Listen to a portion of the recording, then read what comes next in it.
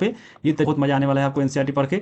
बहुत सारा लोग देखिए बुक जो है एनसीईआरटी पढ़ते हैं लेकिन क्वेश्चन नहीं बनता है, कैसे पढ़ना है, कैसे क्वेश्चन सेट करता है सेटर, उस हिसाब से पढ़िएगा तब जाकर एनसीईआरटी फायदा करेगा। जैसे देखिए, जैसे हम लोग पढ़ेंगे चैप्टर नंबर 2 जब वन्यजीव संसाधन, तो चैप्टर जब शुरू कीजिएगा, चैप्टर का पहला जो ही पेज है उसी पे दिया गया है। देखिए, पश्चिम बंगाल के उत्तरी भागों में लेप्चा लोक संगीत गाया जाता है। और यहाँ से इसी से पूछ लिया था क्वेश्चन कि हाँ, यहाँ पे ज्योग्राफी का 11 नंबर था कि लेप्चा लोक संगीत जो है किस भाग से संबंधित है देश के।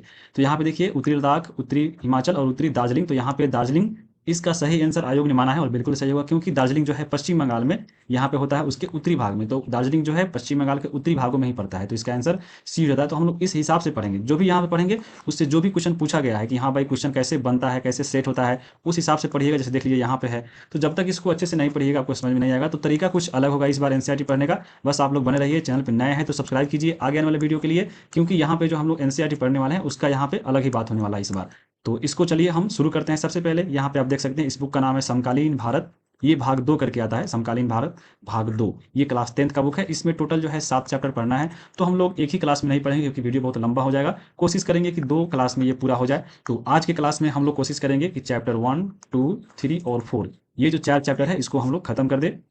तो चलिए शुरू करते हैं। बहुत ही महत्वपूर्ण आपका बुक है। चैप्टर भी देख सकते हैं, पहला है संसाधन और विकास, दूसरा चैप्टर है वन और वन्यजीव संसाधन, तीसरा है जल संसाधन, चौथा है कृषि। तो यहाँ पे इन चारों को हम लोग अभी खत्म करेंगे। बाकी जो है खनिज संसाधन, ये बहुत इंपॉर्टेंट आपका चैप्टर है। इससे हर एक जो है शिफ्ट में सवाल 2-2 पूछा है, 3-3 पूछा है। वन, ये विनिर्माण उद्योग से बहुत इंपॉर्टेंट है, राष्ट्रीय अर्थव्यवस्था की जीवन रेखा, ये सब जो है बहुत ही ज़्यादा इंपॉर्टेंट है। और पता चलेगा तब जब हम लोग इसको शुरू करेंगे और चैप्टर यहाँ पे पढ़ाएंगे और साथ में क्वेश्चन को भी बताएंगे कि हाँ ये क्वेश्चन इस शिफ्ट में जो है पूछा है और इसका आंसर क्या होगा और क्वेश्चन किस हिसाब से आपका यहाँ पे आगे भी बनेगा। तो आप लोग बने रहिए। चलिए शुरू करते हैं। सबसे पहले देखिए हम लोग करेंगे शुरू अध्याय 2 से। इसका नहीं, ये मतलब नहीं कि हम लोग अध्याय 1 को छोड़ देंगे, अध्याय 1 भी पढ़ेंगे, लेकिन शुरू करेंगे 2 से। आगे भी आपका नंबर 1 चैप्टर मिल जाएगा। तो 2 अध्याय है, वन और वन्य जीव संसाधन। तो चलिए हम लोग इसको शुरू करते हैं। आपको बताए थे कि यहाँ पे पहला ही जब पेज शुरू कीजिएगा इस चैप्टर का, तो उसमें ऊपर ही लिखा गया है कि नारक मेरे ईश्वर, लेप्चाओं की दुनिया में आप संगीत के जनक है। यानी लेप्चा जो है एक संगीत है पश्चिम बंगाल का और इसके जो जनक है वो नारक है। तो यहाँ से लेप्चा संगीत तो पूछ लिया एग्जाम में कि हाँ लेप्चा संगीत देश के किस भागों में, यानी उत्तरी दार्जिलिंग में, यानी ये वेस्ट बंगाल में ये गाया जाता है। अब पूछ सकता है कि हाँ लेप्चा संगीत के कौन से जनक माने जाते हैं, तो नारक। यहाँ से ये पॉइंट आपको याद रखना है। बाकी ये सब चीज़ इनके बारे में दिया गया है, ये नहीं पढ़िएगा फिर भी काम चल जाएगा। यहाँ से याद रखिएगा लेप्चा संगीत कहाँ पे है, तो लोक, ये जो है लेप्चा लोक संगीत पश्चिम बंगाल के गाया जाता है। अब देखिए आगे जो इसमें फैक्ट का वाला पॉइंट था कि मानव और दूसरे जीवधारी, मानव के साथ दूसरे जीवधारी, जीवधारी मतलब जिसमें जीवन पाया जाता है, जिस जो जीवित है। तो मानव और दूसरे जीवधारी एक जटिल पारिस्थितिकी तंत्र का निर्माण करते हैं जिसका हम मात्र एक हिस्सा है। यानी पृथ्वी पर जो भी हम लोग मानव रहते हैं, साथ में जो भी जीव रहते हैं आपके, जिसमें जीवन है, चाहे वह पेड़ पौधा है, चाहे वह मछली है, शेर है, कुत्ता है, जो भी है, तो मानव और उनके बीच में एक पारिस्थितिकी तंत्र है, यानी उसके बीच में एक जो है बॉन्ड है और उसके हम हिस्सा है, वह पारिस्थितिकी तंत्र कहलाता है। तो उसी प्रकार से उसी में एक हिस्सा है वन। तो वन जो है पारिस्थितिकी तंत्र में महत्वपूर्ण भूमिका निभाता है क्योंकि ये प्राथमिक उत्पादक है। प्राथमिक उत्पादक का मतलब वो चीज़ों को उत्पादन करता है और ये पहला उत्पादक है जिन पर दूसरे जीव जो है निर्भर रहते हैं। जैसे हम कोई भी खाना खाते हैं, कोई भी उत्पाद हम लोग ग्रहण करते हैं, तो वो हमें प्राप्त होता है पेड़ पौधा से, यानी वन से। जैसे आप साग खा रहे हैं तो साग हम लोग पेड़ पौधा से प्राप्त करेंगे। जैसे कोई फल खा रहे हैं तो फल हम लोग पेड़ पौधा से प्राप्त करेंगे। चाहे आप गेहूँ खा रहे हैं तो पौधा से प्राप्त करेंगे, रोटी खा रहे हैं वो भी पौधा से आ रहा है, भात खा रहे हैं, जो भी चीज़ खा रहे हैं तो हम लोग कहाँ से प्राप्त कर रहे हैं, तो वन से, यानी पेड़ पौधा से। तो इसलिए वह जो है प्राथमिक उत्पादक है और उसी पे जो है जितने भी जीव है डिपेंडेंट है अपने भोजन के लिए। जैसे यहाँ पे फिगर में आप समझ सकते हैं, जैसे देखिए ये है प्राथमिक उत्पाद और यहाँ पे है आपके पेड़ पौधा, या आप इसको वन भी लिख सकते हैं। तो इसी, ये जो है प्राथमिक उत्पादक है, यानी यह आपका उत्पाद करता है और इस पे डिपेंड करता है अन्य जीव। जैसे देखिए मान लीजिए पहला जो इस पे उपभोग करेगा, चाहे वह मानव हो, चाहे आप कोई भी कीड़ा मकोड़ा हो। तो जैसे यहाँ पे मान लीजिए कीड़ा ही जो है इस पे डिपेंड है, क्योंकि कीड़ा जो है आपके पौधे के पत्ते पे बैठ के पत्ते को चाटता है तो वो अब खाता है। तो ये प्राथमिक जो आपका उत्पादक था, इसको ग्रहण कर रहा है एक उपभोक्ता। तो जब पहली बार इसको ग्रहण करेगा वो कहलाएगा प्राथमिक उपभोक्ता, यानी पहली बार इसको ग्रहण किया है। मान लीजिए ये कीड़ा जो है, अब कीड़ा जो प्राथमिक उपभोक्ता हो गया, फिर इसको दूसरा कोई खाता है तो ये हो गया द्वितीयक उपभोक्ता। फिर इसको भी अगर कोई खा लेता है तो वह तृतीयक हो गया, और इसको भी खा लिया तो कोई आपका चौथा हो गया। और ये मान लीजिए अगर अंतिम हो गया तो ये अंतिम जब है, जब ये मर जाएगा, सड़ जाएगा, तो ये फिर से मिट्टी में मिल जाएगा, यानी ये अपघटक हो जाएगा और फिर जाकर इसी पे जो है पेड़ पौधा उगेंगे। तो ये एक चक्र होता है, पारिस्थितिकी चक्र। इसी प्रकार से जो जीवन चक्र होता है जिसपे सभी जीव एक दूसरे पर निर्भर है। इसीलिए बोला जाता है कि हाँ हमारे वन्य जीव में जो भी पदार्थ है, जो भी जीव है, जो भी प्राणी जगत है, जो भी वनस्पति जगत है, उन सबको बचाया जाए। इसलिए नहीं कि हाँ आपको इसको खत्म कर दिया, चाहे चाहे वो आपका हानिप्रद ही जीवन जो है जीव क्यों ना हो। जैसे मान लीजिए शेर मान लीजिए मनुष्य के लिए खतरा है, तो इसका ये मतलब नहीं कि इसको हम लोग यहाँ पे इसको सुरक्षा नहीं दे, क्योंकि ये आपका एक जीवन चक्र है, इसको समाप्त हो जाएगा तो फिर जो हमारा पारिस्थितिकी तंत्र का ये जो सिस्टम है वो कहीं ना कहीं अनबैलेंस हो जाएगा, जो हमारे लिए दिक्कत हो जाएगा। तो इसलिए इन सभी जीवों की सुरक्षा बहुत इंपॉर्टेंट है और इसी के लिए ये चैप्टर बनाया गया है। तो ये आप समझ लिए। अब देखिए यहाँ पे भारत में जो जितने भी वनस्पति जात है या प्राणी जात है, जो भी आपके पेड़ पौधा है वो पाए जाते हैं, उसके इस बारे में हम बात करते हैं। जैसे देखिए विश्व में जितने भी जैव उपजातियां यानी जीवन जो भी जीव का उपजाति है उसका जो है 8% भारत में पाया जाता है। 8% ये आपका परसेंटेज में हो गया, लेकिन अगर इस संख्या में बात करें तो हम लोग यहाँ पे 16 लाख उपजातियां जो है भारत में पाई जाती है, और ये जो है विश्व के 8% है। तो यहाँ पे एनसीईआरटी का हुबहू ये पॉइंट है, एग्जाम में सीधा पूछ सकता है कि भारत में जो है कितने परसेंट उपजातियां पाया जाता है, तो 8%, संख्या में पूछे थे 16 लाख। ये आपको एग्जैक्ट याद रखना है और ऐसा ही क्वेश्चन एग्जाम में पूछता है। अब देखिए यहाँ पे ये तो उपजातियां है, इसके अलावा देखिए बहुत सारा उपजातियां जो है यहाँ पे लुप्त हो रहा है, क्योंकि उसका सुरक्षा हम लोग नहीं कर रहे हैं, चाहे उसका किसी प्रकार से जो भी वो परिस्थिति में पाया जाता है वो परिस्थिति का कहीं ना कहीं खतरा हुआ है, इसलिए ये जो प्रजातियां है वह यहाँ पे लुप्त हो रहा है। तो कौन कौन से लुप्त होने के कगार पे, लुप्त हुए नहीं है लेकिन ये लुप्त होने के कगार पे यानी अंतिम अवस्था में है। यहाँ पे मान लीजिए जो भी परिस्थिति के कारण ये जो जातियां है लुप्त होने के कगार पे है, अगर वो परिस्थिति इनके लिए आगे भी जारी रहा तो ये आगे चलकर ये लुप्त हो जाएंगे, ऐसा इनके बारे में कहना है। तो उसमें देखिए पहला नंबर पे है चीता। चीता जो है अभी जो है लुप्त होने के कगार पे है, और जिस भी परिस्थिति के कारण मान लीजिए चीता को जो खतरा हो रहा है अगर वो आगे बरकरार रहता है तो चीता हो सके आने वाले समय में जो है लुप्त हो जाएगा। उस प्रकार देखिए यहाँ पे है गुलाबी सर वाली बतख, उसमें है पहाड़ी कोयल, जंगली चित्तीदार उल्लू, मधुका इनसिग्लिस, ये जो है एक महुआ की जंगली किस्म है। उसके बाद यहाँ पे है हुबड़ारिया हेप्टान्यूरोन, ये जो है एक घास की प्रजाति है। तो ये सब जो है लुप्त होने के कगार पे है, अगर इन सब का सुरक्षा अगर नहीं दिया गया तो आने वाले समय में ये सब जो है लुप्त हो जाएंगे, और बहुत सारे लुप्त हो भी गए हैं। और उससे क्वेश्चन भी एग्जाम में पूछा है, आने वाले एग्जाम में सीधा पूछ सकता है कि हाँ इनमें से कौन सी जो उपजातियां है लुप्त होने के कगार पे है, और ये हूबहू आपको इसी में से कोई दे देगा और बोलेगा इसमें से कौन है कौन नहीं है, छांटने के लिए दे सकता है। तो यहाँ से इसको ध्यान में आपको रख के जाना है एग्जाम के समय में। अब देखिए यहाँ पे ये जो भी आपके प्राणी है या जाति है, प्राणी जाति, इनका जो है विभाजन किया गया है IUCN के द्वारा। चलिए हम इसको देखते हैं कि यहाँ कौन कौन से टाइप में इसको विभाजन किया गया है। सबसे पहले हम बात करते हैं सामान्य जातियाँ। सामान्य मतलब जनरल, यानी कहीं भी देखने को मिल जाए, ये नहीं कि हाँ मतलब कहीं भी, जैसे जो भी परिस्थिति है उनके लिए उस हिसाब से। जैसे मनुष्य है, मनुष्य का परिस्थिति है कि हाँ भाई जैसे सब कुछ वहाँ पे जलवायु ठीक है, गर्मी ठंडा सब ठीक देख कर आ रहा है, तो उस हिसाब से हम लोग यहाँ पे कहीं भी देखने को मिल जाएंगे गाँव में, चाहे जहाँ पे अनुकूल परिस्थिति है। अब ये नहीं कि हाँ आप लोग भेज दिया जाए उत्तरी ध्रुव पर, दक्षिणी ध्रुव पर, और वहां पे देखिएगा मानो तो नहीं मिलेगा। जहां पे जो भी चीज पाया जाता है, जैसे मान लीजिए कोई शेर ही है तो शेर जंगल में पाया जाता है, ये देखिएगा थोड़े कि गांव में कहीं भी मिल जाएगा। तो शेर जो है जंगल उसके लिए अनुकूल उसका आवास है, उस हिसाब से वहां पे वह आपका वहां पे ढल जाता है और वहीं पे रहता है, तो उसके लिए वहां पे जंगल में सामान्य है कि आपका ये मिल जाएगा जंगली जीव उस हिसाब से। तो पहला है सामान्य जातियां, मतलब ये कहीं भी सामान्य मिल जाता है, यानी ये वे जातियां है जिनकी संख्या जीवित रहने के लिए सामान्य मानी जाती है। जैसे पशु हो गया, साल हो गया, चीड़ हो गया, कृंतक जिसको रोडेंट्स बोलते हैं, तो ये सभी जो है आपके सामान्य जातियां है, इनका परिस्थिति जहाँ पे है वहाँ पे ये सामान्य तौर पे मिल जाएंगे।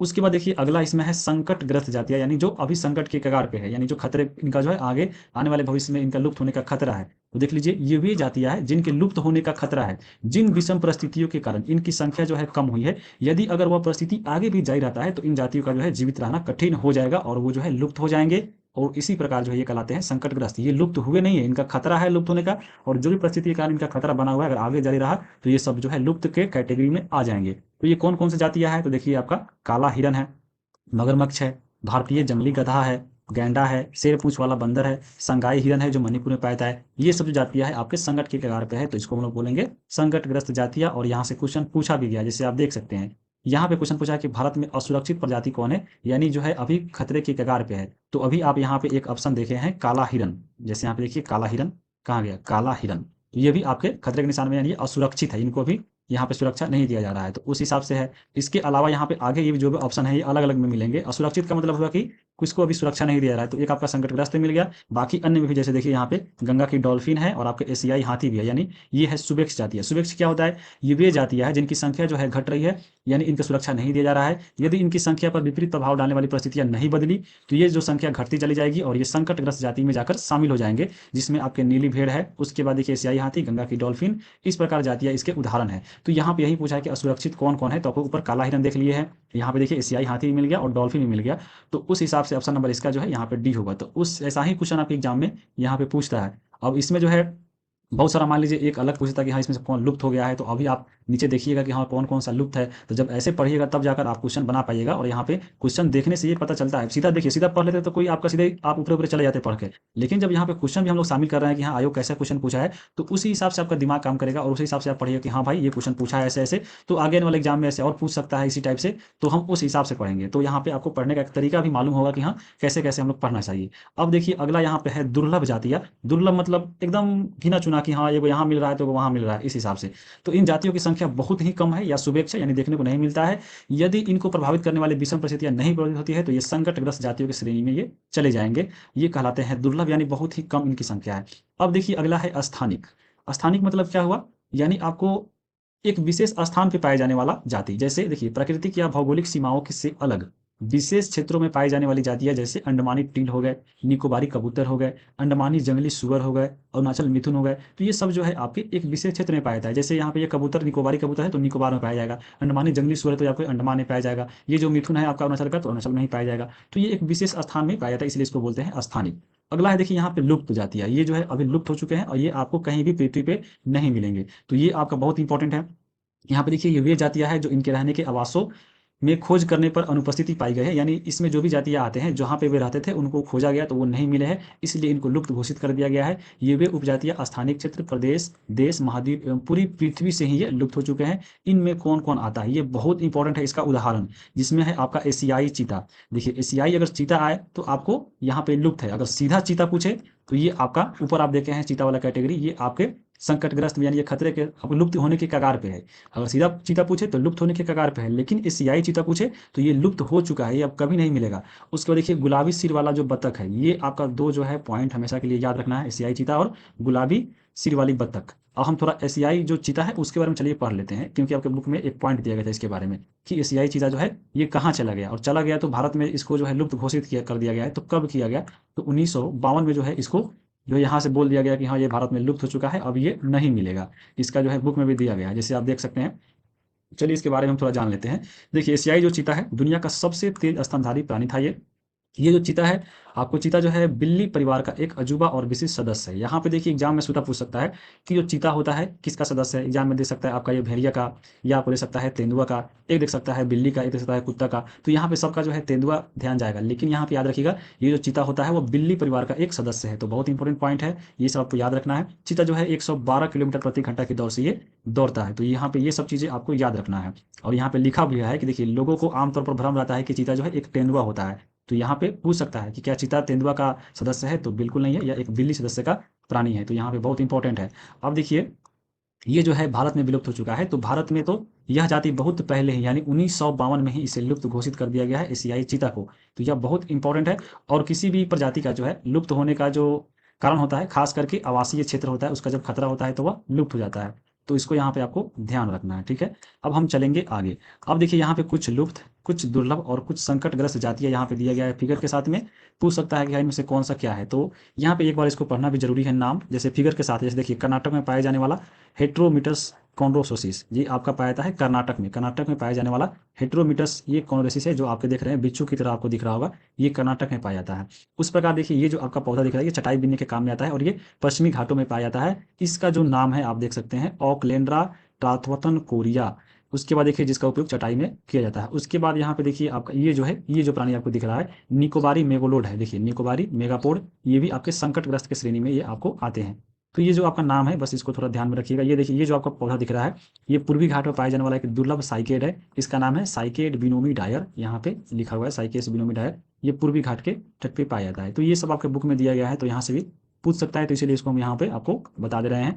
अब देखिए ये जो आपका पॉइंट दिया गया है कि वे प्रतिकूल कारक कौन से है जिससे जो है वनस्पति जात और साथ में प्राणी जात ये जो है भयानक ह्रास हुआ, यानी कौन सा कारण जो बना जो वनस्पति जात और प्राणी जात को यहाँ पे खतरा हुआ और इनकी संख्या में जो है कमी आई। तो चलिए हम उसको पढ़ते हैं। देखिए भारत में वनों का सबसे बड़ा जो नुकसान हुआ था उपनिवेश काल में, मतलब अंग्रेज का जब भारत में शासन था तो उस समय में वनों का जो सबसे बड़ा नुकसान हुआ उसके पीछे कारण था रेल लाइन बिछाना। आपको मालूम होगा रेल लाइन अंग्रेजों के द्वारा 1853 में यानी उपनिवेश काल में बिछाया गया था। पेड़ों को काटकर जो है कृषि फैलाया गया। उसके बाद देखिए व्यवसाय, जब यहाँ पे औद्योगिकरण शुरुआत हुआ तो उपनिवेश व्यवसाय शुरू हुआ, वाणिज्य यानी व्यापार शुरू हुआ। उस प्रकार जो है उसके अलावा खनन क्रिया में वृद्धि हुई, इसलिए जो है उपनिवेश काल में वनों का बहुत बड़ा नुकसान हुआ था। लेकिन स्वतंत्रता प्राप्ति के बाद जब देश आज़ाद हुआ तो उसके बाद भी जो है वन संसाधन सिकुड़ने लगा, यानी इसका भी संख्या घटा, और उसका जो कारण बना वह बना कृषि का फैलाव। तो कृषि का फैलाव जो है स्वतंत्रता के बाद जो है वनों का सबसे बड़ा नुकसान का कारण बना। और इसी पे देखिए एक क्वेश्चन पूछा था कि भारत में वन संसाधनों का ह्रास जो है प्रमुख कारण क्या है। अब देखिए यहाँ पे उपनिवेश काल नहीं पूछा है, तो क्या है, यानी ये आपको स्वतंत्रता के बाद पूछा है। तो यहाँ पे अभी पढ़े स्वतंत्रता प्राप्ति के बाद भी वन संसाधनों का सिकुड़ने का कारण कृषि का फैलाव है, तो यहाँ पे कृषि का विस्तार, इसका ऑप्शन नंबर ए हो जाएगा। और ये क्वेश्चन पूछा है TRE 1 के TGT में 9th-10th में, ये आपको BPSC के द्वारा पूछा गया है। तो ये नहीं, ये आपका ध्यान में मतलब मत सोचिएगा कि हाँ ये क्वेश्चन केवल BPSC पूछ लिया है तो आगे नहीं पूछेगा, हो सकता है क्योंकि NCERT है तो ये आपको पूरे केंद्र लेवल पे पढ़ना पड़ता है, तो केंद्र के कोई भी एग्जाम में पूछ सकता है। ये बहुत इंपॉर्टेंट है, चाहे आपका BPSC का 17वीं जो एग्जाम होने वाला है, क्या पता उसी में पूछ ले, क्योंकि बहुत क्वेश्चन जो है रिपीट भी हुआ है। और साथ में यहाँ पे जो आयोग के द्वारा क्वेश्चन पूछा गया है आपका सिविल सर्विस के लिए, वो भी आपके BPSC TRE में पूछा गया है, तो क्या पता ये भी पूछ ले। तो ये आपको याद रखिए, कृषि का विस्तार। यही अगर क्वेश्चन पूछता है कि यहाँ उपनिवेश काल में, तो यहाँ पे इसका ऑप्शन नंबर डी चला जाता है, क्योंकि यह रेलवे लाइन भी हो जाता है। लेकिन ये आपका उपनिवेश काल नहीं करके स्वतंत्रता के बाद पूछा है, तो कृषि का विस्तार इसका आंसर, राइट आंसर इसका ऑप्शन नंबर ए हो जाएगा। यहाँ पे आप देख लिए। अब देखिए अधिकतर जनजातीय क्षेत्र जो है, जैसे आपका पूर्वोत्तर भाग में आता है, पूर्वोत्तर और मध्य भारत में, वहाँ पे जो है झूम खेती होता है। तो झूम खेती को ही बोलते हैं स्लैश ऑन वन, और उसके कारण भी जो है यहाँ पे जो है वनों का जो है निम्नीकरण हुआ है, और साथ में वनों का कटाई भी हुआ है। क्योंकि झूम खेती जो होता है, जिसको स्लैश ऑन वन यानी उसको जलाना और फिर काटना, इसमें क्या होता है कि पेड़ पौधा को काट कर वहाँ पे खेती कर दिया जाता है, फिर वहाँ पे जब खेती हो गया फिर दूसरी जगह पर वैसा ही पेड़ काट कर खेती होता है। तो पेड़ काट काट कर जो खेती होता है उसको हम बोलते हैं यहाँ पे झूम खेती। तो उसके वजह से भी जो है यहाँ पे वनों का ह्रास हुआ है। तो ये सब कारण है, आगे भी बहुत कारण है, चलिए यहाँ पे हम आगे देखते हैं। जैसे यहाँ पे आप देख सकते हैं एक और कारण है, इसके कारण से भी जो है यहाँ पे वनों का नाश यानी ह्रास हुआ है, और वह है संवर्धन वृक्षारोपण, यानी जिसको बोलते हैं इनरिचमेंट। इसमें क्या होता है, देखिए इसमें जो है देखिए वाणिज्य की दृष्टि से यानी व्यापार की दृष्टि से इसमें क्या किया जाता है कि कुछ या एकल वृक्ष जातियों को जो है बड़े पैमाने पर रोपण करने से जो है पेड़ों की दूसरी जाति यहाँ पे खत्म हो जाती है। जैसे उदाहरण यहाँ पे देख सकते हैं कि दक्षिण भारत में जो है सागवान का एकल रोपण वहाँ पे बहुत ज़्यादा हो गया, इसलिए दक्षिण भारत में जो भी इसके अलावा अन्य प्राकृतिक वन थे वो बर्बाद हो गए। उसी प्रकार से देखिए हिमालय में भी जो है चीड़ और पाइन के रोपण से जो है हिमालयन ओक और आपके रोडोडेंड्रॉन जो है इसका भी वन का नुकसान हुआ। तो यहाँ पे इन्वेस्टमेंट का मतलब यही होता है कि व्यापार की दृष्टि से जब एकल जाति या बहुत बड़े पैमाने पर एक ही पौधा को जब बहुत बड़े स्तर पर लगा दिया जाता है, तो वहाँ पे इसके अलावा जो भी अन्य है, तो जो पौधे वहाँ पे पहले से उगाया जाता था, तो उसको वहाँ पे खतरा हो जाता है या वहाँ पे नष्ट हो जाता है। तो इसको हम बोलते हैं संवर्धन वृक्षारोपण यानी इन्वेस्टमेंट। तो एग्जाम में पूछ सकता है कि ये क्या होता है, या सीधे पूछ सकता है कि हाँ इनमें से कौन कौन सा भूमिका जो है वनों के ह्रास में योगदान देता है। तो क्या पता ये भी ऑप्शन दे दे कि संवर्धन वृक्षारोपण, आपको मालूम ही नहीं है कि हाँ ये क्या होता है, तो वहाँ पे क्या लगाइएगा, इसको लगाइएगा ही नहीं, छोड़ दीजिएगा, वहीं आपका यहाँ पे गलत हो जाएगा। तो इसकी वजह से भी जो है यहाँ पे वनों का ह्रास हुआ है। तो ये सब इसी का कारण है। अब देखिए अगला है, यहाँ पे देखिए ये भी कारण है। देखिए जैसे पश्चिम बंगाल का जो है एक टाइगर रिजर्व है, बक्सा टाइगर रिजर्व। एक तो यहाँ पे याद रखना है कि बक्सा टाइगर रिजर्व कहाँ पाया जाता है, ये पश्चिम बंगाल में पाया जाता है। तो पश्चिम बंगाल का जो बक्सा टाइगर रिजर्व है, ये यहाँ पे जो है डोलामाइट का खनन हुआ है। तो डोलामाइट खनन के कारण जो है ये पश्चिम बंगाल का जो बक्सा टाइगर रिजर्व है ये आपका गंभीर खतरे में आ गया है, और यहाँ पे वन्य जीव जो भी था उसको भी खतरा हुआ है। तो पूछ सकता है कि यहाँ पे डोलामाइट के खनन से किस जो है टाइगर रिजर्व पे खतरा मंडरा रहा है, तो बक्सा टाइगर रिजर्व यहाँ पे आपको याद रखना है। अब देखिए आगे, यहाँ पे कुछ अन्य कारणों में जो है यहाँ पे एक चीज़ माना जाता है, लेकिन यह आपको संभावना है और यहाँ से क्वेश्चन भी पूछा गया है। तो यहाँ पे देखिए बहुत से जो वन अधिकारी है या पर्यावरणविद है, यह मानते हैं कि वन संसाधनों की बर्बादी जो है पशुचारण और ईंधन के लकड़ी कटाई का जो है मुख्य भूमिका निभाते हैं। लेकिन इसमें कुछ सच्चाई हो सकती है और नहीं भी हो सकती है, क्योंकि पशुचारण और ईंधन जो हम लोग लकड़ी काटते हैं, तो इसके लिए जरूरी नहीं है कि हम लोग पूरा पेड़ ही काट देंगे। हो सकता है यहाँ पे पशुचारण के लिए केवल हम लोग टहनी काटे, या उसका केवल पत्ता काटे, या ईंधन जलाने के लिए भी केवल पत्ता का हम लोग उपयोग करें, या उसका टहनी का उपयोग करें। तो यहाँ पे पेड़ों की टहनी काट कर भी ये सब काम यानी पशुचारण और आपके ईंधन का काम हम लोग कर सकते हैं। तो इसलिए जो है ये जो कारण है यानी पशुचारण और ईंधन जो है ये जो है कहीं ना कहीं ये आपको वन संसाधनों की बर्बादी में ये भाग नहीं लेते हैं। और ये बहुत ही ज़्यादा आपके VVI इंपॉर्टेंट पॉइंट है, यहाँ से एग्जाम में पूछ सकता है कि हाँ वन संसाधन की बर्बादी में इनमें से कौन सा कारक नहीं है, तो उसमें पशुचारण और ईंधन आपका हो जाएगा। और इसी पे जो है आपके अभ्यास में सवाल भी दिया गया है, तो बहुत इंपॉर्टेंट है, आगे आने वाले एग्जाम में पूछ सकता है कि इनमें से कौन सी टिप्पणी जो है प्राकृतिक वनस्पति जात और प्राणी जात के ह्रास का सही कारण नहीं है। और यहाँ पे देखिए कृषि का प्रसार यहाँ तो बताया ही आपको, और ये क्वेश्चन पूछ भी चुका हुआ है। बृहद स्तरीय विकास परियोजना ये भी है, अगर बड़े स्तर पर विकास परियोजना चलाई जाती है तो उसके लिए उद्योग धंधा होगा, तो वहाँ पे पेड़ कटाई होगा ही, कच्चे माल के लिए भी होगा। उसके अलावा तीव्र औद्योगिकरण और शहरीकरण, जब औद्योगिकरण होगा शहरों का फैलाव होगा तो वन काट कर ही होगा। ये आपका तीनों कारण है। लेकिन यहाँ पे पशुचारण और ईंधन के लकड़ी एकत्रित करना, ये आपका सही कारण नहीं है वनस्पति जात और प्राणी जात के ह्रास पे, क्योंकि इसके उपयोग के लिए हम लोग पेड़ को नहीं काटेंगे, पेड़ का टहनी या पत्ता काटकर काम चला लेंगे। तो ये आपका कारण है और ये बहुत इंपॉर्टेंट है। जब ऐसे सीधा आप देखिए, जब क्वेश्चन जब नहीं देखते हैं ना बुक में, तो आपको यहाँ पे दिमाग नहीं खुलता है कि हाँ क्वेश्चन कैसे पूछ सकता है, चाहे पर दिमाग काम नहीं करता है। लेकिन यही क्वेश्चन के साथ जब आप पढ़ते हैं, अब देखिए अब सीधा आप बुक पढ़ते कि हाँ यहाँ पे ये ठीक है, नहीं होता है बर्बादी पशुचारण और ईंधन से, तो यहाँ पे थोड़ा देर के लिए याद रहता है। लेकिन आप क्वेश्चन देखें, इस पर थोड़ा माइंड आपका कहीं ना कहीं ज़्यादा काम किया, तो ये चीज़ आगे भी आपको याद रहेगा और कहीं ना कहीं जब क्वेश्चन पूछेगा तो आपके दिमाग में रहेगा कि हाँ ये सब हम लकड़ी का प्रयोग जो है पेड़ काट कर नहीं, इसको ऐसे भी कर सकते हैं, तो ये कारण सही नहीं हो सकता है। उसी प्रकार से देखिए अगला इसमें था पढ़ना हिमालय यौ के बारे में, और ये अभी आपके ये संकट में, चलिए इसके बारे में हम थोड़ा पढ़ लेते हैं। आइए हम देखते हैं हिमालय यौ।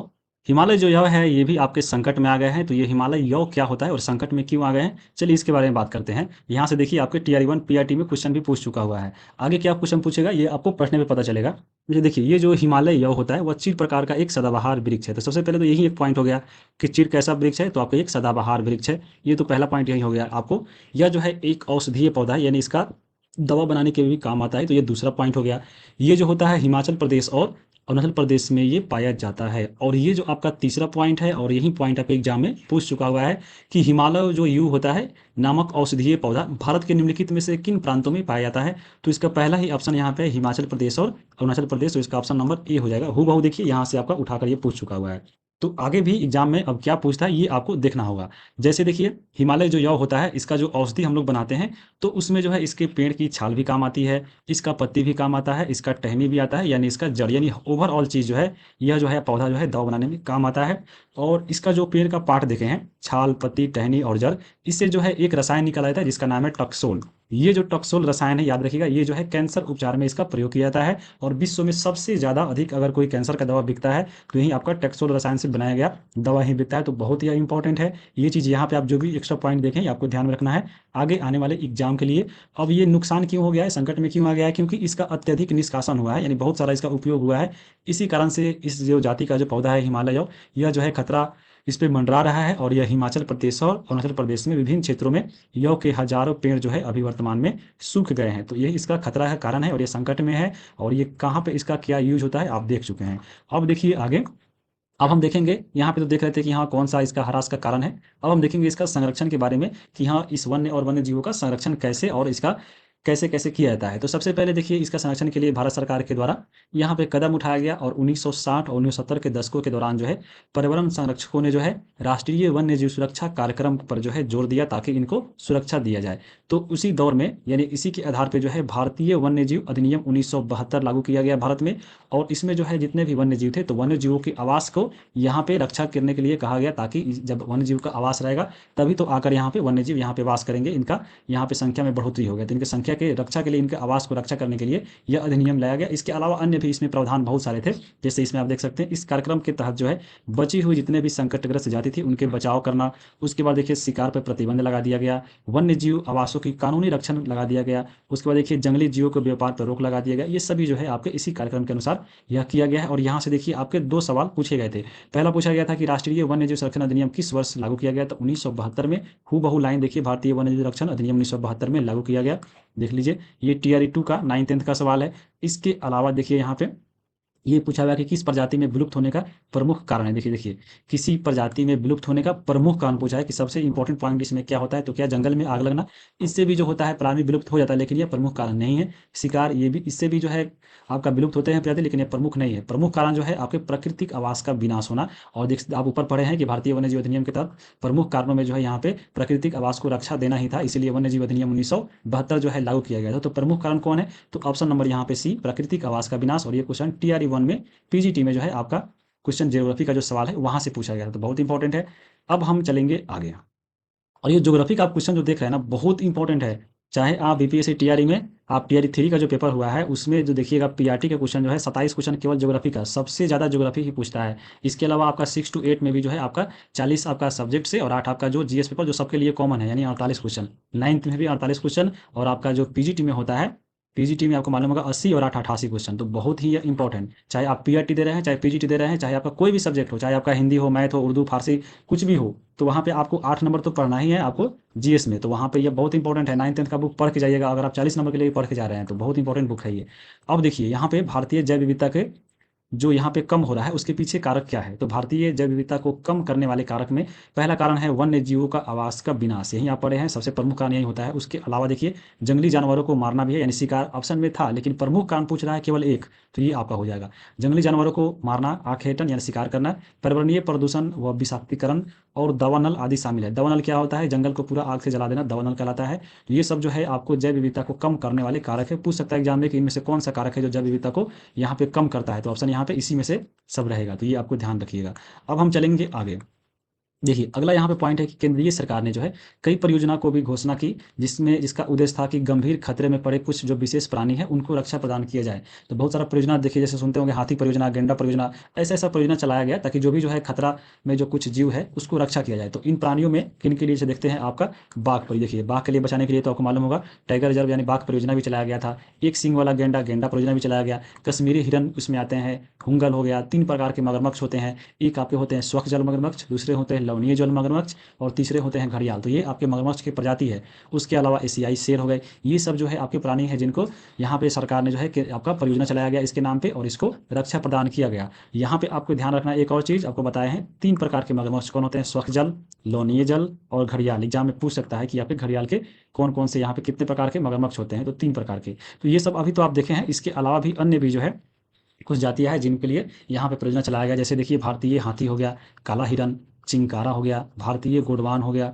हिम तेंदुआ, ये सब पे जो है भारत सरकार के द्वारा यहाँ पे शिकार करना और व्यापार करना, इस पे संपूर्ण या आंशिक तरह से रोक लगा दिया गया। अगर इसका आप व्यापार करते हैं या शिकार करते हैं तो आप पे जो है कानूनी कार्रवाई होगा। तो यहाँ पे याद रखिए इसमें कौन कौन है? हाथी है, काला हिरन है, चिंकारा है, गोडवान है, हिम तेंदुआ है। ये सब का आप ना व्यापार कर सकते हैं और ना ही इस पे शिकार कर सकते हैं। तो ये आपको ध्यान में रखना है कौन कौन से कारण आपको बताए हैं। अब देखिए जैसे बताए थे ऊपर कि हाँ आपको सरकार के द्वारा परियोजना चलाकर इन सबको जो है रक्षा किया गया। तो आप ऊपर पढ़े हैं बाघ को भी किया गया था। तो बाघ को बचाने के लिए देखिए बाघ परियोजना चला था। उसी प्रकार से गेंडा को बचाने के लिए गेंडा परियोजना चला था। हाथी को बचाने के लिए हाथी परियोजना चला था। तो ये परियोजना के उदाहरण में एक दिया गया है कि बाघ परियोजना। तो बाघ परियोजना जो आया था आपके 1973 में आया गया था, और ये बहुत इंपॉर्टेंट है। अब देखिए यहाँ पे क्या क्या आपको यहाँ पे ध्यान में रखना है। 1973 में एक अचानक क्या हुआ था कि यहाँ पे जब बाघों की संख्या को जब यहाँ पे इसका जो है इस पे जो काम किया गया, खोजा गया, तो यहाँ पे अनुमानित जो संख्या एक एक बैग जो बहुत घट गया 1973 में। यहाँ पे देखिए 55,000 से घटकर डायरेक्ट जो है 1827 हो गया। तो इसके पीछे कारण था बाघों को जो है लोग मारकर उसका व्यापार करते थे। यहाँ पे इसका जो आवासीय स्थल था ये आपको इसमें कमी आ गया। इसके भोजन के लिए आवश्यक जंगली जो उपजातियाँ था उसका जो संख्या कम हो गया, तो इसको भोजन नहीं मिला, उस कारण से भी इसका संख्या घट गया। इसके जो हड्डी था उसको भी है यहाँ पे इसके दवा के उपयोग में, जैसे देखिए हड्डिया का जो है एशियाई देशों में, ऑस्ट्रेलिया में भी प्रयोग होता था। इसी कारण इसको मारकर जो है लोग इसका हड्डी बेच देते थे। तो ये अब इसका कारण बना था घटने का, इसलिए जो है इसको सुरक्षा प्रदान किया गया केंद्र सरकार के द्वारा। और उसी के लिए जो है 1973 में जो है बाघ परियोजना इसका शुरुआत किया गया था। अधिकतर जो बाघ होता है आपको भारत और नेपाल में ही पाया जाता है। भारत और नेपाल में अगर बात की जाए तो भारत और नेपाल में दुनिया का जो है 2/3 भाग जो है अकेले बाघ केवल भारत और नेपाल में पाया जाता है, और सबसे भारत बाघ जो है आपको भारत में पाया जाता है। और यही देश जो है भारत और नेपाल, यही सब जो है क्या किया, इसका शिकार किया, चोरी किया, इसको बेचा, इसलिए जो इसका संख्या जो इसका कम आ गया। और इसी के बचाने के लिए जो है 1973 में जो है बाघ परियोजना चलाया गया था बाघ संरक्षण हेतु। तो बाघ संरक्षण जो चलाया गया 1973 में, इसका उद्देश्य जो है ये और भी चीज़ था। जैसे बाघ संरक्षण मात्र एक संकटग्रस्त जाति को बचाने का प्रयास ही नहीं था, बल्कि इसका उद्देश्य बहुत बड़े आकार पे था। इसका उद्देश्य जो था जैव जाति को भी बचाना था। तो एग्जाम में पूछ सकता है कि बाघ संरक्षण का उद्देश्य क्या था, तो क्या केवल बाघ को बचाना था? तो बिल्कुल नहीं था। इसके अलावा अन्य भी जैव जातियों को भी बचाना था। तो यहाँ पे दोनों ऑप्शन रहेगा, तो आप इनमें से एक से अधिक यानी ऑप्शन डी लगाइएगा। तो उस हिसाब से आपको यहाँ पे ध्यान रखिएगा। उसके अलावा देखिए अन्य भी इसके तहत जो है आपको राष्ट्रीय उद्यान यानी खोला गया था बाघ को बचाने के लिए। तो उसमें उत्तराखंड में देखिए जिम कॉर्बेट खोला गया था, पश्चिम बंगाल में सुंदरवन खोला गया था, मध्य प्रदेश में बांधवगढ़ खोला गया था। उसके देखिए राजस्थान में सरिस्का वन्यजीव पशु विहार, असम में मानस खोला गया, केरल में जो है पेरियार बाघ टाइगर रिजर्व। ये सब जो है बाघ के संरक्षण का परियोजना के उदाहरण है, और यहाँ से जो है आपके 2 क्वेश्चन एग्जाम में पूछ चुके हुए हैं। तो चलिए हम इसको देख लेते हैं कि कौन कौन सा यहाँ पे क्वेश्चन पूछा गया है। देखिए ये पेपर है, तो यहाँ पे आप देख सकते हैं कि पहला ही जो क्वेश्चन यहाँ पे है ज्योग्राफी का 17 नंबर है। और ये जो आपका क्वेश्चन है ये 15 मार्च को जो पेपर हुआ था बीपीएससी टीआरई 3 का, ये 6 to 8 का पेपर हुआ था जो रद्द हो गया था, आपको मालूम होगा कैंसिल हो गया था पेपर। तो टीआरई 3 का जो 6 to 8 का पेपर था वहीं पे यह क्वेश्चन पूछा गया था कि निम्नलिखित में से कौन सा जो है भारत के बाघों का आरक्षित क्षेत्र जो है यहाँ पे नहीं है। तो उसमें देखिए आपके ऑप्शन है मध्य प्रदेश में बांधवगढ़ राष्ट्रीय उद्यान, दोनों में है कि पश्चिम बंगाल में सुंदरवन राष्ट्रीय उद्यान, उत्तराखंड में जिम कॉर्बेट राष्ट्रीय उद्यान। अभी आप ऊपर ये जो है तीनों का तीनों ऑप्शन देखे हैं कि ये तीनों जो है बाघ संरक्षण के लिए परियोजना चलाया गया था, उसके तहत ये इसका स्थापना हुआ था। तो ये तीनों का तीनों बाघ को यहाँ पे आरक्षित करता है। तो यहाँ पे इनमें से कौन नहीं है, तो यहाँ पे ऑप्शन नंबर जो है ई होगा, इनमें से कोई नहीं। यहाँ पे आप देख सकते हैं। अब देखिए जो यहाँ पे टीआरई 2 में जो 9th 10th का पेपर हुआ था, वहाँ पे पूछा गया था कि बांधवगढ़ राष्ट्रीय उद्यान जो है किस राज्य में है, तो आपको ये मध्य प्रदेश में है। और ये दोनों सवाल जो है यहाँ से आपको देख सकते हैं, जो आपका ये वाला जो है इसी से पूछ चुका है। तो यहाँ पे इंपॉर्टेंट था। अब जो भी नहीं पूछा है आगे इसमें लिए ध्यान रखिएगा। जैसे सर इसका वाला था। अब देखिए आगे आगे यहाँ पे जैसे देखिए अगला जो है इसमें अन्य अधिनियम इसके तहत लाया गया ताकि अन्य जातियों को भी सुरक्षा दिया जाए। तो वन्य जीव अधिनियम 1980 और 1986 के तहत जो है सैकड़ों तितली, पतंग, भृंग और एक ड्रैगन फ्लाई को भी जो है संरक्षित जाति में यहाँ पे शामिल किया गया था। तो पूछ सकता है यहाँ पे 1991 में जो है पौधों को जो है 6 जातियों को पहली बार इस सूची में शामिल किया गया था। बहुत इंपॉर्टेंट है। पूछ सकता है कि पहली बार जो है यहाँ पे पौधे की जातियों को शामिल किया गया था कब, तो यहाँ पे 1991 में किया गया था। ये सब आपको पॉइंट ध्यान में रखना है। अब देखिए यहाँ पे वन्य और वन्य जीव संसाधन के प्रकार और यहाँ पे इनका वितरण कैसे कैसे किया गया है, चलिए इसको देखते हैं। तो भारत में जितने भी वन्य जीव और आपके जो भी आपके इसमें क्षेत्र आते हैं, उस पे जो है सरकार का अधिकार होता है, या उसमें जो भी इसके वन विभाग आते हैं, वन विभाग या अन्य विभागों के जरिए सरकार के प्रबंधन में ये सब जो है आते हैं। अब इनका जो बंटवारा किया गया है, चलिए हम एक एक करके देख सकते हैं कि कैसे कैसे इनका बंटवारा किया गया। तो यहाँ पे देख सकते हैं पहला जो है आरक्षित वन है, उसके बाद देखिए आरक्षित वन है, और एक और नीचे है अवर्गीकृत वन, यानी 3 प्रकार से जो है इनका विभाजन किया गया है। तो यहाँ पे आरक्षित वन और रक्षित वन की सबसे पहले हम बात करते हैं, बाद में अवर्गीकृत वन के बारे में पढ़ेंगे।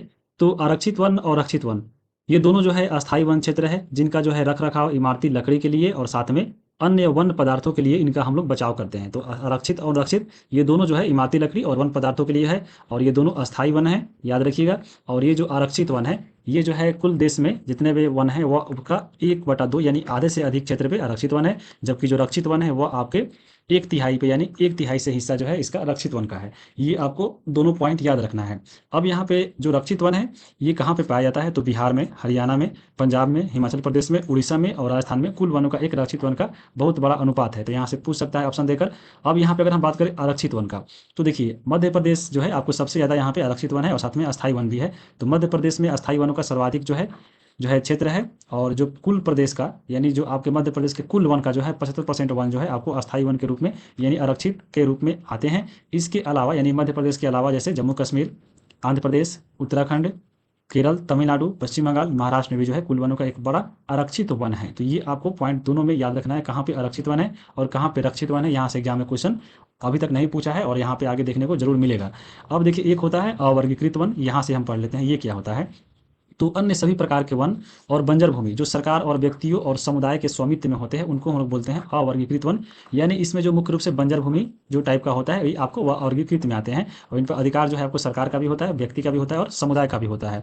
और ये जो आपका वन अवर्गीकृत होता है ये आपको पूर्वोत्तर भारत के सभी राज्यों में और साथ में गुजरात में देख सकते हैं, पूर्वोत्तर के सभी राज्य और एक ही मात्र राज्य दिया है। तो यह बहुत इंपॉर्टेंट पूछ सकता है कि भारत के किस राज्य में जो है अवर्गीकृत वन पाए जाते हैं, तो यह गुजरात में पाया जाता है।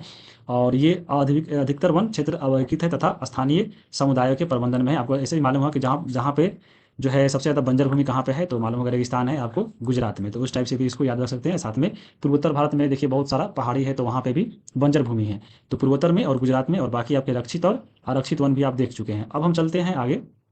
अब देखिए यहाँ पे ये जो टॉपिक है समुदाय और वन संरक्षण, तो यहाँ से भी आपको बहुत क्वेश्चन पूछा हुआ है, 5-6 क्वेश्चन पूछ चुका हुआ है। और कैसे कैसे पूछा है आपको जब पढ़िएगा और क्वेश्चन देखिएगा तभी आपको अच्छे से समझ में आ जाएगा।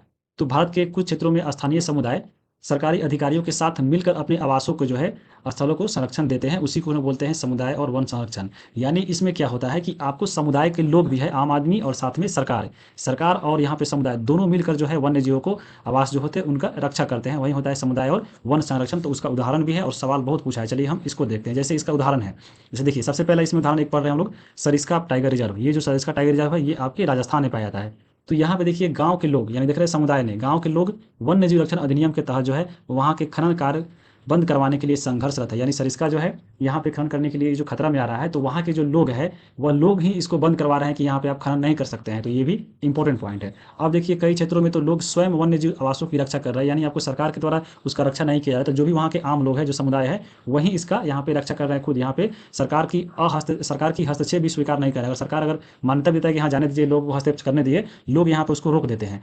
तो ये चीज़ें आपको याद रखना है। जैसे एक और उदाहरण दिया गया है, जिसे देख सकते हैं कि राजस्थान के अलवर जिला में 5 गांवों के लोगों ने जो है 1200 हेक्टेयर वन्य भूमि जिसका नाम है भैरे दो डांको सेंचुरी को घोषित कर दिया गया। यानी आपको राजस्थान में अलवर जिला में जो है 5 गांव के लोगों ने मिलकर यहाँ पे एक सेंचुरी घोषित किया जिसका नाम है भैरडो डांको। तो यहाँ पे देख रहे हैं, यहाँ पे सरकार का कोई रोल नहीं है, यहाँ पे लोग ने ही इसको घोषित कर दिया। हालांकि आपको सरकार का अधिकार होता है कि यहाँ किसी क्षेत्र को यहाँ पे उसका रक्षा के लिए, वन्य जीव की रक्षा के लिए उसको हम लोग यहाँ पे सेंचुरी घोषित करें यहाँ पे, लेकिन लोगों को मिलकर यानी आपको समुदाय के द्वारा ये किया गया है, जिसके अपने ही नियम कानून है जो शिकार वर्जित करते हैं तथा बाहरी लोगों को घुसपैठ से यहाँ पे वन्य जीवों को बचाते हैं। तो ये आपको ध्यान में रखना है और याद रखना है कि भैरव डाको सेंचुरी जो है कहाँ पे है, तो आपके राजस्थान के अलवर जिलों के द्वारा यानी 5 गाँव मिलकर ये किया गया है। और इसमें सरकार का आपको हाथ नहीं है, इसमें केवल जो है समुदाय इसमें अपना हिस्सा ले रहे हैं। तो इसको इंपॉर्टेंट है, ये समझ लीजिएगा। अब देखिए यहाँ पे उस प्रकार से इसमें और पढ़ना है। जैसे देखिए, हिमालय में प्रसिद्ध चिपको आंदोलन कई क्षेत्रों में वन कटाई रोकने में ही कामयाब नहीं रहा, बल्कि यह भी दिखाया कि स्थानीय पौधों की जातियों के प्रयोग करके सामुदायिक वनीकरण अधिनियम को सफल बनाया जा सकता है। यानी ये जो आपका चिपको आंदोलन है, यह केवल वन कटाई नहीं, इसके अलावा यह अन्य स्थानीय पौधों की जातियों को भी यहाँ पे सामुदायिक वनीकरण अभियान चलाकर इसको सफल बनाया गया। और इसके अलावा पारंपरिक संरक्षण तरीकों को पुनर्जीवित अथवा पारिस्थितिकी कृषि के नए तरीकों का विकास अब यहाँ पे व्यापक हो गया है। पारंपरिक संरक्षण यानी जो पुराने तौर पर आपका जो भी खेती चला आ रहा था, जैसे आपका उसमें जैसे आपका जैविक खाद वाला हो गया उस टाइप से, जैसे उसमें। और आपका एक उदाहरण है, देखिए टिहरी में किसानों के द्वारा बीज बचाव आंदोलन और नवदान ने सिखा दिया कि रासायनिक उर्वरकों के प्रयोग के बिना भी विविध फसल उत्पादन के द्वारा आर्थिक रूप से व्यवहार्य कृषि उत्पादन संभव है। यानी आपको ये बीज बचाव आंदोलन और ये नवदान आंदोलन ये किस संबंधित है, तो आपको ये रासायनिक उर्वरक के द्वारा जो खेती की जाती है उससे यह संबंधित है। अब देखिए यहाँ पे आपको TRE-1 TGT में 9th में क्वेश्चन पूछा गया था कि पारिस्थितिकी खेती की परंपरागत विधियों के द्वारा नई पद्धतियों के विकास को किसके द्वारा प्रचलित किया गया था। तो यहाँ पे आप देख सकते हैं बीज बचाव है और आपको नवधान्य है या आपको तवा मत्स्य है। तो यहाँ पे बीज बचाव और जो नवधान्य आंदोलन है, इसमें जो है पारंपरिक खेती को परंपरागत विधि से, यानी आपको परंपरागत यहाँ पे देख सकते हैं पारंपरिक संरक्षण तरीकों को पुनर्जीवित करना जो है, नए आपको पारिस्थितिकी कृषि के नए तरीकों का विकास करना आपको बीज बचाव आंदोलन और नवदान ने सिखा दिया था, क्योंकि यहाँ पे रासायनिक उर्वरक का प्रयोग करके खेती को किया गया था। तो यहाँ पे ऑप्शन नंबर इसका डी होगा, यानी बीज बचाव आंदोलन और नवदान आंदोलन यहाँ पे यही पूछा गया, तो ऑप्शन नंबर डी हो जाएगा। और ये सवाल आपको एक्सरसाइज में भी ये दिया गया है, तो यहाँ पे एक्सरसाइज से भी सवाल पूछता है। तो आपके जो भी NCERT बुक पढ़ रहे हैं तो वहाँ पे NCERT के एक्सरसाइज को भी एग्जाम में बना कर जाइए, बहुत इंपॉर्टेंट आपको साबित होगा। अब देखिए यहाँ पे संयुक्त वन प्रबंधन भी पढ़ना था कि भारत में संयुक्त वन प्रबंधन कार्यक्रम। तो भारत में जो संयुक्त वन प्रबंधन कार्यक्रम है वह छरित वनों के प्रबंध और पुनर्निर्माण के स्थानीय समुदायों की भूमिका के महत्व को उजागर करता है। छरित वन मतलब जो भी अभी वर्तमान में उसका विनाश हो रहा है, जो क्षर मतलब जो कगार पे है विनाश होने के, तो उस प्रकार को उसको प्रबंधन और पुनर्निर्माण में जो है संयुक्त वन प्रबंधन यहाँ पे सहायता करता है। औपचारिक रूप से इन कार्यक्रमों की जो शुरुआत की गई थी 1988 में किया गया था, जब उड़ीसा राज्य ने जो है संयुक्त वन प्रबंधन का पहला प्रस्ताव पास किया था। तो यहाँ से भी क्वेश्चन एग्जाम में बहुत पूछा हुआ है। देखिए यहाँ पे पढ़े हैं आप संयुक्त वन प्रबंधन कार्यक्रम, इसका शुरुआत हुआ था 1988 में। कहाँ पे हुआ था, तो उड़ीसा राज्य इसका प्रथम जो है संयुक्त वन प्रबंधन यहाँ पे पास किया था। अब यहाँ पे आप देख सकते हैं क्वेश्चन, जैसे देखिए पूछा है कि संयुक्त वन प्रबंधन के लिए प्रथम प्रस्ताव किस राज्य ने पारित किया था, तो उड़ीसा ने किया था। कब किया था, तो आपको 1988 में किया था। आपको ये डेट याद रखना है, आने वाले समय में डेट पूछ सकता है क्योंकि अभी तक डेट नहीं पूछा हुआ है। देखिए यहाँ पे अगला सवाल यहाँ पे पूछा था TRE-2 के 6 to 8 में पूछा था कि निम्नलिखित में से कौन सा आंदोलन जो है भारत में वनों की कटाई और सामुदायिक वनीकरण की सुरक्षा से संबंधित है। यानी कौन सा इसमें जो आंदोलन है ये आपको समुदाय भी उसमें शामिल है, उसको देखना है। तो देखिए बीज बचाव आंदोलन, नवधान्य आंदोलन या चिपको आंदोलन। तो यहाँ पे ये जो आप पढ़े हैं बीज बचाव और नवधान्य, तो अभी आप देखें रासायनिक उर्वरक खाद वाला है, तो ये तो होगा नहीं। चिपको जो आंदोलन है ये आपको सामुदायिक वनीकरण से संबंधित है और साथ में वनों की कटाई से भी। तो ये दोनों आप ऊपर पढ़ चुके हैं, ये आपका ऑप्शन नंबर यहाँ पे सी होगा। अब यहाँ पे TRE-3 के 6 to 8 वाला में पूछा था कि यहाँ पे सबसे पहले संयुक्त प्रबंधन उड़ीसा में शामिल किया गया था। आगे पूछ सकता है कि कब किया गया था, तो 1988 में किया गया था। ये आप देख लिए। आप ये जो है 19 नंबर जो क्वेश्चन आप देखे हैं वनों की कटाई और सामुदायिक वनीकरण, यहाँ पे अभी आपको ऊपर बताए हैं। ये देखिए चिपको आंदोलन, देखिए यहाँ पे आपको सामुदायिक वनीकरण और यहाँ पे पेड़ों की कटाई, वनों की कटाई, ये दोनों से संबंधित चिपको आंदोलन था। तो यहाँ पे आप देख लीजिए दोनों क्वेश्चनों का प्रूफ भी दिखा दिया आपको हम। अब देखिए आगे आगे अब हम बात करेंगे यहाँ पे संयुक्त वन प्रबंधन हम लोग पढ़ रहे थे। तो देखिए वन विभाग के अंतर्गत संयुक्त वन प्रबंधन जो है छरित वनों के बचाव के लिए कार्य करता है। इसमें गांव के स्तर पर संस्था बनाई जाती है जिसमें ग्रामीण और वन विभाग के अधिकारी दोनों मिलकर यानी संयुक्त रूप से काम करते हैं। यानी संयुक्त वन प्रबंधन जो होता है ये जो है आपको गांव के स्तर पर एक संस्था होती है जो आपके गाँव के लोग और वन विभाग के लोग मिलकर बनाते हैं, ये संयुक्त रूप से काम करता है। तो इसमें गाँव के लोगों को क्या फायदा है, गाँव के लोगों को कुछ फायदा होगा तभी तो यहाँ पर मिलकर काम करते हैं। तो गाँव के लोग यहाँ पे देख सकते हैं समुदाय और मध्य स्तरीय लाभ होता है इसमें गाँव के लोगों का, जैसे गए इमारती वन हो गया या इसके जो भी इमारती उत्पाद हो गए या वन उत्पाद हो गए उस पर जो है हक होता है। इसलिए जो है यहाँ पे लोग भी इसमें शामिल होते हैं। तो ये याद रखिएगा संयुक्त वन प्रबंधन में इसी में छुपा हुआ है संयुक्त, यानी आपको दो लोग यानी दो से ज़्यादा लोग मिलकर काम करते हैं, यानी आपको ग्रामीण लोग भी और साथ में वन विभाग के लोग भी। तो ये बहुत इंपॉर्टेंट है, पूछ सकता है। अब देखिए यहाँ से क्वेश्चन भी पूछा हुआ है, देखिए क्या पूछा हुआ है। कि निम्नलिखित में से किस संरक्षण रणनीति में जो है सीधे तौर पर सामुदायिक भागीदारी शामिल यहाँ पे नहीं, यानी किस आंदोलन में जो है यहाँ पे सामुदायिक भागीदारी शामिल नहीं है, यानी केवल जो है सरकार के द्वारा या अन्य के द्वारा चलाया गया, यानी उसमें लोग नहीं है। तो देखिए संयुक्त वन प्रबंधन अभी आप देख लिए हैं कि इसमें संयुक्त रूप से 2 व्यक्ति यानी आपको गांव के लोग और समुदाय दोनों शामिल होता है, तो ये तो होगा नहीं। बीज बचाओ आंदोलन और आपको वन्यजीव अभ्यारण्यों का सीमांकन, बीज बचाओ आंदोलन जो होता है ये भी आपको इसमें आपको लोग भी शामिल होते हैं और साथ में सरकार भी। तो वन्यजीवों का ये वन्यजीव अभ्यारण्यों का जो सीमांकन होता है ये जो है इसमें आपको भागीदारी नहीं होता है सामुदायिक का सीधे तौर पे। तो यहाँ पे ऑप्शन नंबर इसका सी इसका राइट आंसर होगा। अब देख लीजिए, अब हम चलते हैं आगे। अब देखिए यहाँ से भी आपके एग्जाम में क्वेश्चन पूछा हुआ है 2 क्वेश्चन। यहाँ पे पवित्र पेड़ों का झुरमुट और विविध और दुर्लभ जातियों की संपत्ति यहाँ से पढ़ना है। प्रकृति की जो पूजा होता है उससे क्वेश्चन पूछा हुआ था। तो प्रकृति की पूजा सदियों पुराने से चलता आ रहा है और उसमें लोग विश्वास भी करते हैं और इन्हीं विश्वासों को जो है बचाकर जो लोग रखा है उसी को हम लोग पवित्र पेड़ों की झुरमुट या देवी देवताओं का वन भी कहते हैं। अब यहाँ पे कुछ समाज जो है प्रकृति की पूजा करते हैं, तो देख सकते हैं कि यहाँ पे पूछा गया था। देखो YouTube चैनल तो आप बना लेते हो, फिर कहाँ अटक जाते हो कि इसे ग्रो कैसे करें, फिर YouTube पे जाते हो। पूछा गया था कि देखिए छोटा नागपुर क्षेत्र और छोटा नागपुर जो क्षेत्र पड़ता है झारखंड में, तो उसमें जो जनजाति है मुंडा जनजाति और संथाल जाति, तो ये जनजातियों के द्वारा जो है कदम के पेड़ की पूजा करते हैं। यहाँ पे महुआ और कदम का याद रखिएगा, मुंडा और संथाल जो जनजाति है वो आपके महुआ और कदम का पेड़ का पूजा करते हैं और ये सवाल आपके एग्जाम में पूछ चुका हुआ है। उसके अलावा याद रखिएगा उड़ीसा और बिहार की जो जनजाति है शादी के दौरान जो है इमली और आम के पेड़ का पूजा करते हैं। देखिएगा बिहार में अभी भी शादी होता है, तो जनजाति क्या उसके अलावा भी देखिएगा बिहार में जो शादी होता है देखिएगा जो उसमें शादी में आम भी लोग जाता है, आम मतलब कहा जाता है कि हाँ उसको आम का पूजा करने यानी आम विवाह पूजे, तो उसी टाइप से बोला जाता है। साथ में देखिए इमली भी घोड़ा जाता है, तो ये सब बिहार में भी होता है। तो बिहार और उड़ीसा में शादी में इसका भी लोग यहाँ पे यूज करता है, पूजा करता है। तो ये आपका प्राकृतिक पदार्थ है। आपका प्रकृति का पूजा पहले भी होता था अभी भी होता आ रहा है। आप देख सकते हैं आपका एक और पूजा होता है, क्या होता है बट वृक्ष का, जिसमें जो है बरगद के पेड़ का पूजा किया जाता है आपको। उसके अलावा आपको एक और पेड़ होता है पूजा जो पीपल के पेड़ के चारों तरफ से धागा लपेटा रहता है, उसका नाम हमको मालूम नहीं है, अगर आपको मालूम होगा तो लिख दीजिएगा कमेंट में। तो अभी भी हम लोग कहीं ना कहीं से प्रकृति से जुड़े हुए हैं और प्रकृति की पूजा करते आ रहे हैं। लेकिन यहाँ पे एनसीईआरटी में जो उदाहरण दिया है आपको यहाँ पे एग्जैक्ट याद रखना है वहीं, और यहीं से आपका एग्जाम में क्वेश्चन पूछा है और साथ में पूछेगा। जैसे यहाँ पे देख सकते हैं TR 1 में भी और TR 2 में भी पूछा हुआ है। TR 1 के PRT पेपर में पूछा था कि छोटा नागपुर क्षेत्र के मुंडा और संथाल निम्नलिखित में से किस पेड़ की पूजा करते हैं, तो अभी आप देखें महुआ और कदम का, तो यहाँ पे कदम है महुआ नहीं दिया हुआ है, ऑप्शन नंबर सी होगा। उस प्रकार देखिए छोटा नागपुर के मुंडा और संथाल जाति किसकी पूजा करते हैं, तो यहाँ पे महुआ दिया है और यहाँ पे कदम दिया है। आगे वाले एग्जाम में क्या पता दोनों दे दे और पूछ ले कि हाँ इनमें से कौन है, तो ऑप्शन डी वहाँ पे हो सकता है। ये आपको यहाँ पे याद रखना है। अब देख लिए, अब हम देखेंगे आगे। अब देखिए यहाँ पे एक इसी में दिया गया है कि राजस्थान के जो बिश्नोई गांव के जो एक राजस्थान में है एक आपका बिश्नोई वहाँ पे जाति है, तो बिश्नोई जो जाति जो है आपको पर्यावरण संरक्षण के लिए पूरा तत्पर रहते हैं। यहाँ पे वो किसी भी व्यक्ति को चाहे खुद प्रकृति का जो है यहाँ पे विनाश नहीं करने देते हैं। तो उसमें ही है राजस्थान के बिश्नोई गांव के आसपास के जो है काले हिरन, चिंकारा, नीलगाय, मोरों के झुंड देख सकते हैं जो वहाँ के समुदाय का आपका अभिन्न हिस्सा है और उसको कोई नुकसान यहाँ पे नहीं पहुँचाता है। तो यहाँ पे याद रखिएगा बिश्नोई गाँव जो है राजस्थान में है और बिश्नोई आपको जाति भी होता है। और सुने होंगे लॉरेंस बिश्नोई का नाम, ये लॉरेंस बिश्नोई जो है आपको सलमान खान का पूरा खुला चैलेंज दिया है कि हाँ उसको हम यहाँ पे सामने से गोली मार के उसका हत्या करेंगे। और इसलिए बोला गया है क्योंकि सलमान खान के द्वारा यहाँ पे एक जो हिरन है उसको जो है यहाँ पे मारा गया था, उसका शिकार किया गया था, तो उसी पे लॉरेंस बिश्नोई आपको बोला था। तो बिश्नोई आप ध्यान में रखिएगा राजस्थान का होता है और बिश्नोई जाति जो जनजाति है या जो गांव है ये प्रकृति की सुरक्षा के लिए पूरा तत्पर रहते हैं, ये आपको याद रखना है। इसके अलावा देखिए गौतम बुद्ध का यहाँ पे वक्तव्य भी है, ये भी ध्यान में रखना है। आप देखते होंगे पेपर में पूछता है कोई वक्तव्य और बोलता है कि हाँ यह किसके द्वारा कहा गया है, तो यहीं से पूछता है। जैसे देखिए पूछ लेगा कि पेड़ एक विशेष असीमित दयालु और उदारपूर्ण जीवधारी है, किसने कहा था, तो गौतम बुद्ध के द्वारा कहा गया था। इसके अलावा पूछ सकता है कि आपको पेड़ जो है या सभी की रक्षा करता है और स्वयं पर कुल्हाड़ी चलाने वाले विनाशक को भी छाया प्रदान करता है, तो ये गौतम बुद्ध के द्वारा ही कहा गया था। तो ये गौतम बुद्ध का यहाँ पे कथन है, पेड़ों को लेकर आपको ये ध्यान में रखना है। अब हम चलेंगे आगे, देखिए अभी चैप्टर समाप्त हो गया। अब चलिए इसका जो भी MCQ है चलिए हम उसको देख लेते हैं।